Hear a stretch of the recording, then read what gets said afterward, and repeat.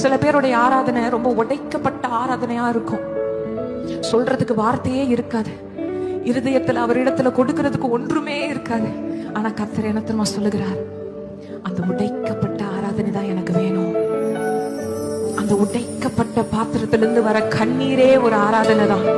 உங்களுடைய கண்ணீர் ஒரு நாளும் வீணாக போகல. கர்த்தர் அதை துருத்தியிலே பிடித்து வைத்திருக்கிற தேவனாக இருக்கிறார்.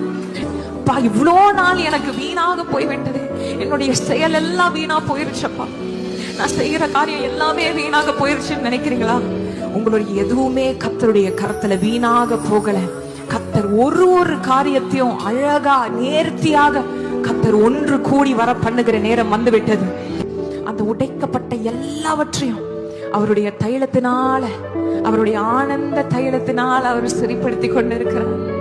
இனிமேல் கண்ணீரின் நாட்கள் முடிந்து விட்டது. கர்த்தர் ஆனந்தத்தின் நாட்களை